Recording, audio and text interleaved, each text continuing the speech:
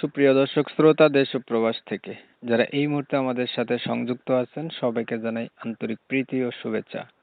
বন্ধুরা, আজকে আমার সাথে অডিও কলের মাধ্যমে সংযুক্ত হয়েছে সুইট সুন্দরী অপরূপা একটি আপু।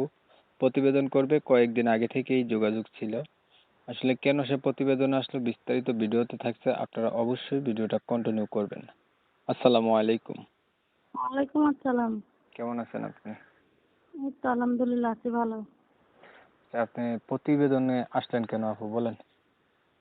প্রতিবেদনে আসছি ভাই, ভালো একটা সুন্দর মনের মানুষের জন্য, যে দুঃখে সুখে পাশে থাকবে। ছোট একটা ভাই আছে, মা আছে, বাবা মারা গেছে।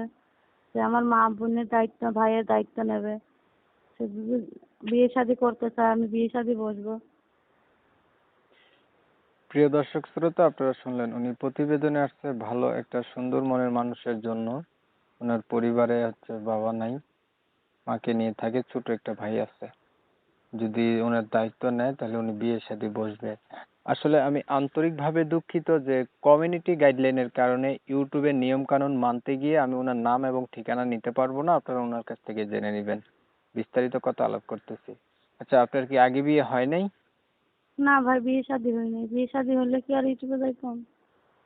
বিয়ের বয়স হয়েছে তো আপনার? বিয়ের বয়স হয়েছে, বিয়ে তো আসে, যৌতুকের লাগে বিয়ে শাদী হয় না।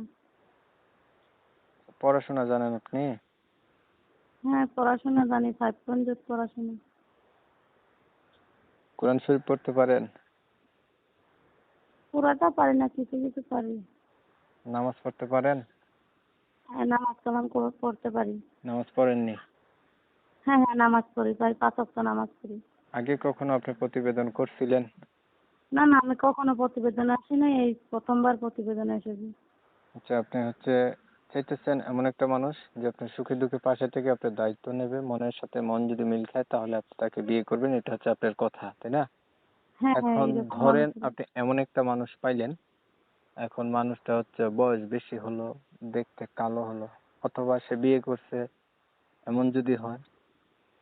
বয়স বেশি হইলেও কোনো আপত্তি নেই, বিয়ে শাদী করেও যদি আমাকে খাওয়ান পরন দিতে পারে, আমি তাতেও কোনো আপত্তি নেই।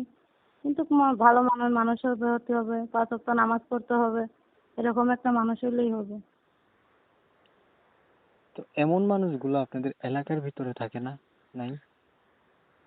হ্যাঁ আছে তো, অনেকেই আছে, কিন্তু সবাই তো যৌতুক চায়, সবাই তো ভালো না, তাই না? গরিবের উপরে তো কেউ দায়িত্ব নিতে চায় না সহজে, তাই প্রতিবেদনে আসছি। মূল কারণ গরিবীয়তা, আর আপনার যৌতুক চাচ্ছে, এর জন্য আপনার বিয়ে হইতেছে না, না? হ্যাঁ হ্যাঁ, মেনে দেয়। আচ্ছা, বর্তমানে আপনি করেন নাকি? না না, এগুলা বর্তমানে এগুলা করি না। কোনগুলা করেন? কোনগুলা করেন না? কি করেন এই তো আপনি? প্রেম ভালোবাসা করি না। আমি ওইটা জিজ্ঞাসা করিনি, আপনি কি করেন এটা জিজ্ঞাসা করছিলাম। কাজকর্ম কিছু জানেন? হাতের কাজ জানেননি? হ্যাঁ হ্যাঁ, সেলাই মেশিনের দোকানে কাজ করি, একটা ছোটখাটো দোকানে। ও, দোকানে কাজ করেন? হ্যাঁ, দোকানে কাজ করি।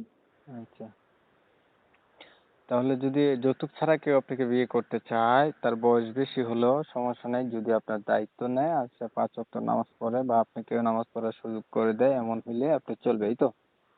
হ্যাঁ হ্যাঁ, এমন হলেই তো চলবে। ধন্যবাদ আপনাকে সুন্দরভাবে কথা গুছিয়ে বলার জন্য। প্রিয় দর্শক শ্রোতা, আমি আবারও দুঃখিত, শুধু ওনার ঠিকানা নিতে পারতেছি না, এর জন্য আপনারা ওনার কাছ থেকে জেনে নেবেন। আর উনি আসছে কেন এটা আপনারা জেনছেন।